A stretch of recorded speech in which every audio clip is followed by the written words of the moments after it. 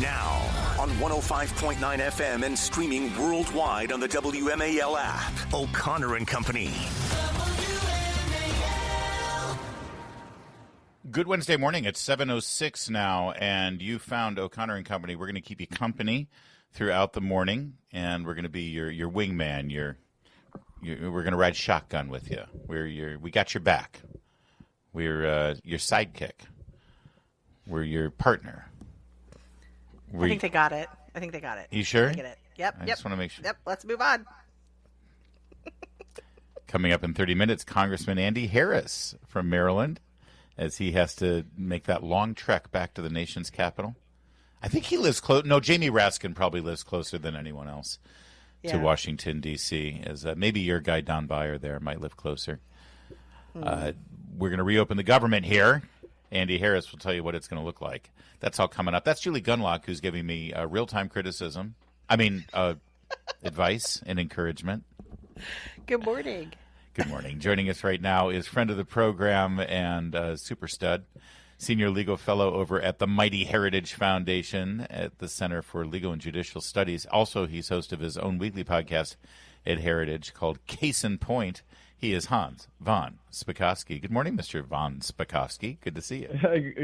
Good morning, Larry. Good morning, Julie. You know, years ago, I debated Jerry Raskin long before he became a member of Congress. And can I tell you, he was, I think, the nuttiest person I've ever debated.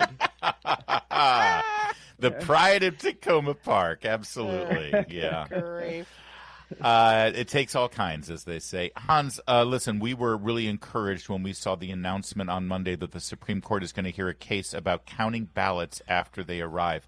Right. What do you know about this case, and how definitive a decision could there be here from the Supreme Court with regard, yes, to counting, but also locking down what Election Day really means legally going forward?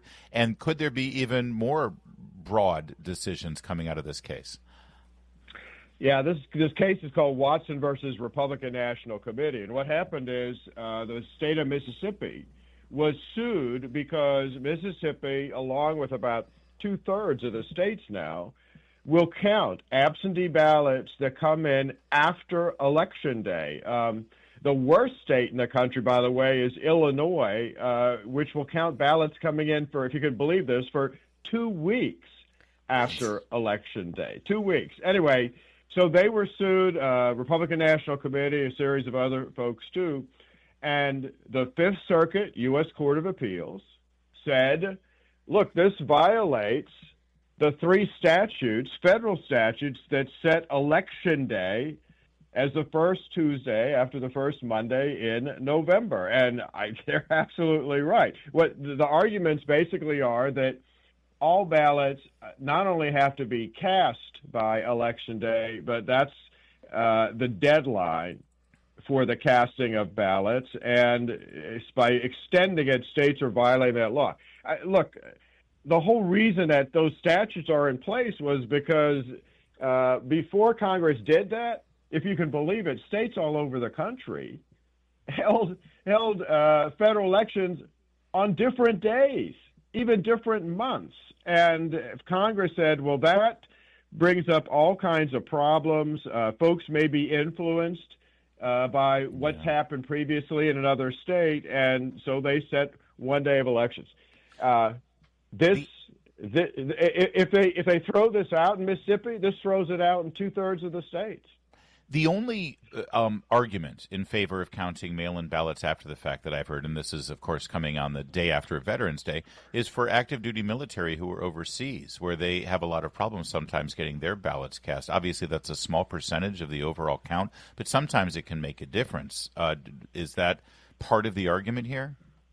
Well, I think the problem with that argument is that a number of years ago, actually a recommendation that Heritage made when I was there, a number of years ago, they changed federal law to say that states have to send out absentee ballots to overseas military voters 45 days before they are due. So any state that's not doing that is already violating the law. And at the time, what they figured out based on military postal times was that sending out the ballot a month and a half prior to the deadline would be enough time for military voters to get those ballots and get them back. Okay, gotcha. Hans, can't they make specific provisions for the military, though? I mean, it doesn't have to be like everybody can vote. I mean, is that possible, right, just to make these sort of narrow provisions? Yeah, they can. In fact, a number of years ago, because of the special provisions that already apply to overseas military voters, some folks in Puerto Rico actually sued, saying, well, it's unfair for us not to have the same rights as overseas military voters. And the U.S. Supreme Court and the court said, no, voting by absentee ballot is a privilege, not a right. Mm-hmm. And if Congress believes that special consideration should be given to overseas military voters, they can do that, and they don't have to give the same option to all other voters. All right. So we'll look at that. One other quick question. The deadline being Election Day legally, could this decision also affect early voting? You know, Election Day should be Election Day. Could this argument then say, well, that by the same token, you shouldn't have votes trickling in starting, 6 weeks ahead of time like we see in Virginia? Well, the Republican National Committee was very careful not to bring up that issue in this lawsuit because they didn't want that potentially to affect the outcome. So, no, I don't think so, because the Supreme Court is not, I think, going to deal with an issue that's not before the court. Got it. All right. Meanwhile, we're learning in an interview with Catherine Herridge, Assistant Attorney General Harmeet Dillon confirmed that 75,000 independent voters in Chester County, Pennsylvania, were not included on the poll book this last Tuesday. This is a day when Pennsylvania was affirming 3 Supreme Court justices by ballot. And this is just the latest in these dirty registration poll books that we see. Pennsylvania is a big violator, but there's other states that have these dirty registrations that, and the second you try to clean them up, you're accused by the left and activists like Mark Elias of, purging people from the voter rolls. So, I mean, who's responsible for this, and why can't there be some consistent standard? Well, there is a consistent standard under federal law, the National Voter Registration Act. The problem has been that prior administrations, for example, the Biden administration, Obama administration, they refused to enforce the list maintenance and accuracy requirements of federal law. So the new Civil Rights Division under the Trump administration faces an enormous task of trying to reverse 20 years of neglect by the U.S. Justice Department. And they're trying to do that, but they are facing widespread opposition by blue states who not only don't want to clean up their voter rolls, but refuse to even provide any information on what they're doing to clean up their rolls, probably because they're not doing anything. Yeah. Can you stay with us? There's a couple of other things in the news about elections and about voters and a mayoral race up in Connecticut that got overturned because of mail ballot fraud. So we'll stick with Hans von Spakovsky of the Mighty Heritage Foundation coming up in a sec. WMAL, making sense of the news. Live from the Home Paramount Pest Control Studios. Home Paramount, the leader in pest control since 1939. Now, it's a couple of years old, but our friend Mark Hemingway pointed out that in Bridgeport, Connecticut, I think we had you on to talk about it at the time, the mayoral race was overturned by a judge because of evidence of mail ballot fraud. There have been other cases in New Jersey and I think in Wisconsin where people were caught on security cameras stuffing these drop boxes with mail-in ballots. I guess my question is, it's the oldest. I mean, how do you steal an election? You stuff the ballot box, right, with fake ballots. Yep. And so we've got these ballot boxes just sitting out there. Most of them are vestiges from the pandemic, because everyone was terrified because Anthony Fauci said you couldn't be within 6 feet of another person. And then 3 years later said, I have no idea where that rule came from. So is there a stomach right now, and for that matter, the enforcing mechanism to go after this fraud, or at least eliminate the possibility that fraud can take place here under our noses? Is that at the state level? You just mentioned the Justice Department and the years of neglect under Obama and Biden. But shouldn't states be focusing on this too, or is it just not a priority? States should be focusing on it, but the problem, once again, is a red-blue state divide, and the blue states are uniformly against any kind of security measures. And by the way, you mentioned that absentee ballot fraud case in Connecticut. Absentee ballot fraud is the biggest source of fraud in elections. Anybody who doubts that can check it out on the election fraud database that we maintain at Heritage, which, by the way, has over 1,600 proven cases of fraud from across the country. Connecticut is a terrible state when it comes to election security. We actually score states on their laws related to election integrity. Out of 100 possible points, they only score a 50, which is a failing grade.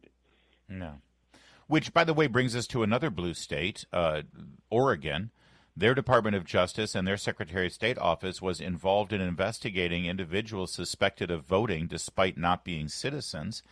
And then an attorney for the state said that they were vulnerable to claims of selective prosecution for going after people based on their ethnicity, nationality, or race. And so they've quietly shelved this investigation. But there was a discovery that at least 1,600 people had been registered to vote while obtaining their driver's license, and they were non-citizens. They were in the country illegally, most of them. And, of course, the state allows them to have a driver's license, and then they registered to vote. Oregon knows that they registered to vote, so then they started investigating to see if they had voted, and then they decided to just shelve the investigation, Hans. Yeah, that selective prosecution excuse for not doing anything about it is complete balderdash, if I can use an old slang word. Oregon also, listen, Oregon is also one of the worst states in the country in terms of not securing their elections. Their score out of a possible 100 is only 38. And this shows you, look, the reason they dropped that is they didn't want any publicity about how insecure their election process is that allowed 1,600 aliens to register to vote. And let me tell you, I think that's probably just the tip of the iceberg. Oh, I think you're right, and especially if you look at their southern neighbor in California. But I guess here's the question. It seems to, and we lament about this, and we talk about it all the time, in the fact that win or lose, the American voter, after the day after Election Day, should at least feel confident in the process in selecting our leaders. And I don't think either side of the political equation feels that way. But if the Trump administration, through Pam Bondi, sets up an initiative to go after states like Oregon and do a federal investigation, it will be seen as, there go Republicans. I shouldn't be seen. It'll be painted as Republicans trying to suppress the vote in their political. I mean, is there any way around that, or should they not care what people say about it and just do the investigation and enforce the law? They should just do the investigation, enforce the law, because that might be the headlines. But history shows that voters of both parties feel a lot more confident when they see that people are actually being prosecuted for committing fraud. And if the U.S. attorney in Oregon took up those cases of the aliens registering and voting, because it's a felony under federal law to do that, that actually, I think, would improve the confidence of voters in Oregon, because they could see, well, maybe the state doesn't want to do anything about this, but the feds do. Yeah. And just to reiterate, because so much of this seems to be, you just said absentee ballots is the number one prime example, or a prime breeding ground for fraud. Absentee ballots used to be under a certain condition. If you were sick, out of the country, ill, infirmed, you get this ubiquitous mail-in ballots where the state proactively mails you a ballot whether you request it or not. I've got to think that it's sort of increases the fraud options by a factor of 100. Oh yeah, particularly if you automatically register people to vote and you send out ballots and you have a bad voter registration list, that means at any apartment or house, for example, in Oregon, there are probably ballots showing up for people who used to live there and no longer do, and that can be potentially misused by people who want to commit fraud. Do states like that supposedly have some sort of check in place where let's say Larry O'Connor used to live at this address in Rockville and now lives in this address in Bethesda. If a ballot comes in for Larry O'Connor from both of those places, who cross-checks and makes sure that only one of them is valid? That sounds like a huge amount of manpower. It is, and places like Oregon and D.C. don't check it. They have no voter ID requirement. So if you want to commit fraud in places like that, believe me, it's easy to do, and your chances of getting caught are nil. And even if you get caught, just look at Oregon, the chances of you actually getting prosecuted are just about zero. All right, Hans, we're going to have to leave it there, but I appreciate you continuing to help us shine the light on this, and hopefully people at the Justice Department are listening, and they'll take your advice. Don't worry about what names they're going to call you. Just enforce the law. In the long run, enforcing the law always seems to be the best route to take. Thanks, Hans. Thanks for having me. It's 7:23. Coming up, we're going to talk to Representative Andy Harris. He's the chairman of the House Freedom Caucus, and he'll give us his thoughts on the shutdown. Keep it here at 7:30. WMAL-FM, Woodbridge, Washington, a Cumulus media station.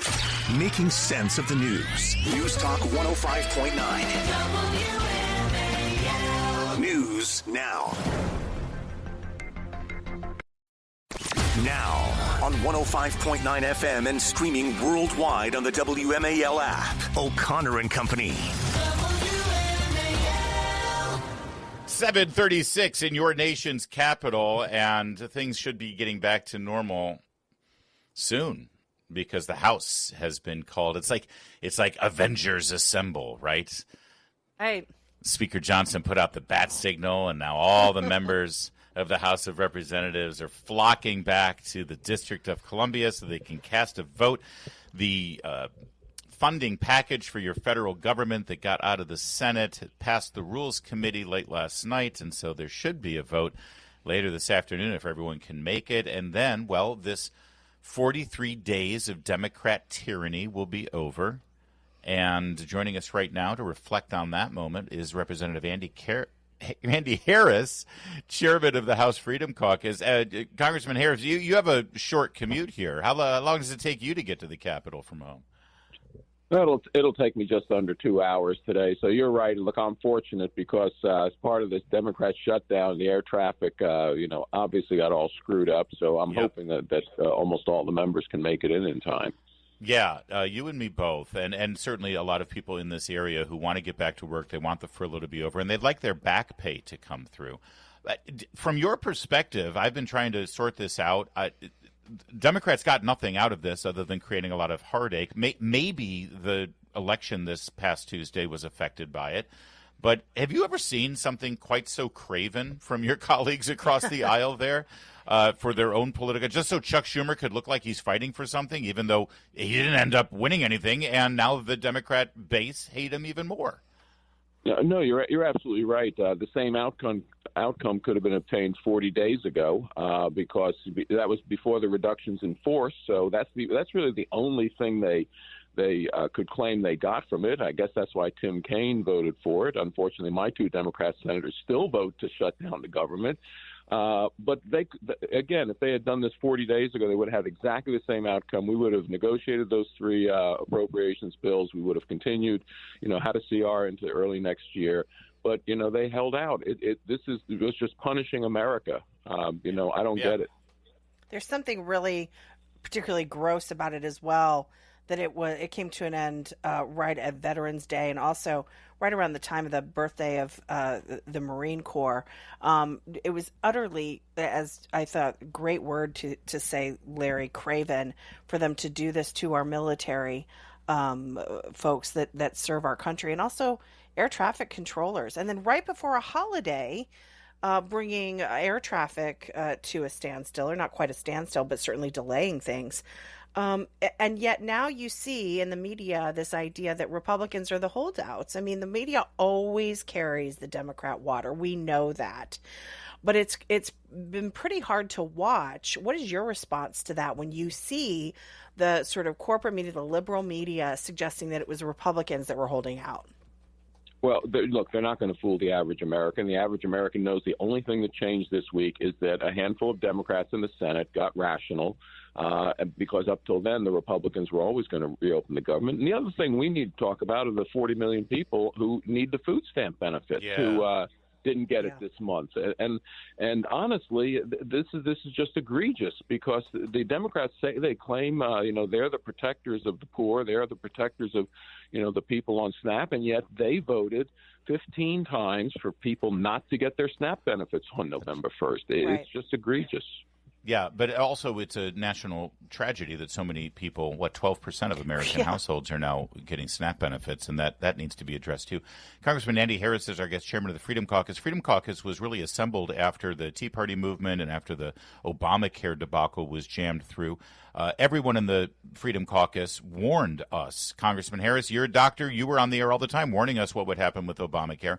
If there's one thing this shutdown actually brought to light was just how bad the Affordable Care Act has become, and how federal dollars that we don't have, we're borrowing federal dollars from generations after us, has been propping this up and artificially making it seem like health insurance isn't as astronomically expensive as it is. What's the Republican solution? Is it time for Republicans to finally come forward and say, Affordable Care Act is broken, here's the fix? Absolutely, and I think that's going to be part of the discussion in the next couple of months. The bottom line is that what happened on Obamacare was the policies got outrageously expensive, so expensive that no one would really buy them without the subsidies. They were expensive even at the 80% subsidy rate. But again, to make it affordable in the COVID era, the Biden bonus was to jack that up to 95% subsidization. Otherwise they're completely unaffordable. Yeah. So we have to deal with. And by the way, the money goes right into the pockets of health insurance companies who really don't care about your health care. They only care about their bottom line. That's what's screwing up America's health care policy today. Can it be scrapped? Or are we going to continue to try to sort of fix this thing that's broken fundamentally at its core? Will you be able, and other Republicans be able, to sell the idea that there is a better way that has free market initiatives and free market standards? Well, again, I think that's going to be potentially part of this year-end deal to make the Obamacare premiums more affordable so they don't need 95% taxpayer subsidies. And while we're at it, make premiums affordable for the other 93% of Americans. Because remember, only 7% of Americans are on this. And, the Democrats shut down the government for 7%, never talked about health care premiums for the 93%. We're going to talk about the health care premiums for all Americans. All right. And finally, Governor Wes Moore seems emboldened after the vote in California and after the election in Virginia, and he's now putting on the table a new plan to redistrict Maryland, and that would mean eliminating your district. What is your response to that? Well, good luck to him. He tried. He didn't try, but the Democrats tried in 2022 to do it. We took him to court. We won. We have the current map. And we believe that if we take a new map to court, the court might not only find the new map is unconstitutional, but they might find the current map is unconstitutional and give us a second Republican seat. I'd look forward to that fight. Thank you, Congressman Harris, and welcome back to work. What have you been doing? Fishing? Oh no! We've been going around the district. Yesterday, I spent time with my fellow veterans. No, we did not get to fish. All right. I know. Everyone's, they're on vacation. No, they're on recess. You were doing. It was probably very healthy to be in your district this long. The Congress should try it more often. Thanks, Congressman Harris. That's right. Thanks. It's 7:43. Later this morning in the Chris Plante Show, Kamala Harris explains the reason she lost is that she was playing 3D chess, and she's no good at that. 9 a.m. on WMAL. Yesterday, Arlington National Cemetery, it was the annual Veterans Day observance. President Trump was there alongside his Vice President, J.D. Vance. J.D. Vance, of course, a Marine Corps veteran himself. Should be reminded. Yes, absolutely. Yes. And they delivered remarks, of course, and the President and Vice President, alongside also the Veterans Affairs Secretary, Doug Collins, laid a wreath at the Tomb of the Unknown Soldier. Can I just pause for a second? John Cleese from Monty Python, funny guy. Oh, he's the worst. I grew up loving him. Fawlty Towers. I mean, just He's decided on social media to be like Stephen King or Keith Olbermann. It's just so sad and pathetic. So depressing. And he's often wrong. He'll comment on American politics and not know what he's talking about. Yeah. Meanwhile, like little girls are being raped regularly over there, right? And right. there's a massive knife violence problem. Yeah. And I don't know, they're being invaded over there, and their culture is in the garbage. Might want to clean up your own backyard. backyard. Police cares about pal. America. Yeah. What are you doing? So he, as an attempt to attack Donald Trump yesterday, he posted the video of Donald Trump laying the wreath at the tomb of the unknown soldier, and he captioned it by saying, "Donald Trump lays a wreath at the tomb of the unknown loser." You see, because of the fake story that Donald Trump referred to our military as losers. I know. And it didn't end well for him. Again, it's like somebody needs to tap men on the shoulder like this when they reach a certain age, saying, honey, don't do that. It's so funny. Olbermann got mad at me recently about something, and he came at me, called me an idiot, called Keith me something. Olbermann? I don't know. Yeah. I don't know. And it was so funny because there is a part of me that when someone's super famous, like says something to you, you're like, oh God, here goes my mentions, right? Right. And nobody responded to it. Like, Ignoring is the best medicine. Yeah, I think they just kind of ignore Olbermann, and they're probably going to get that way with Cleese. But it just drives me crazy because what a legacy you're leaving. These are his, he's older, exactly. right? Exactly. And he's like, I admired him so much. I loved his comedy. I loved what, And by the way, he's a free speech advocate. He is against cancel culture and free speech stuff. He's right on that. But anyway, back to yesterday. I just reminded me of what John Cleese had done. Here's a little bit of J.D. Vance's speech there that he delivered at Veterans Day, which, again, I am driving the J.D. Vance fan club bus. I like this guy. Yes, you are. I'm right there with you. Yep. Yeah, I know y'all think it's a man crush, but there's nothing romantic involved here. I mean, he does have dreamy eyes. But anyway, here's J.D. Vance. Thank you, Doug. You're doing a great job at the VA, and I want to say just a couple of things. I've learned a couple of things from working so closely with the President of the United States. The first thing is that he loves our nation's veterans and has committed our nation's administration to putting our veterans first every single day. And the second thing I've learned about the President of the United States is that he really hates when somebody who's speaking before him goes on for too long. And so with that in mind, I have prepared a very brief and very inspiring 1 hour and 45-minute speech on this beautiful Veterans Day out here in the cold. But let me just give three very brief messages. First, to our nation's veterans. I love that he trolls Trump. It's very fun. It's very funny. And Trump laughs and he gets along. I mean, the difference between him and again, Mike Pence. Oh, and Pence. Oh. Nice guy, but just didn't quite get it. He didn't know what time it was. J.D. Vance knows what time it is. No, exactly. When President Trump gave his remarks, he urged for a brand new holiday here, or maybe converting one of our holidays to Victory Day. Victory Day. Here, take a little listen about that because it's specifically about being in Europe and watching Russia celebrating Victory Day of World War II, watching England and France celebrate. It's like, wait a second, you guys didn't win. We won. Here, take a listen. I was recently at an event, and I saw France was celebrating Victory Day, but we didn't.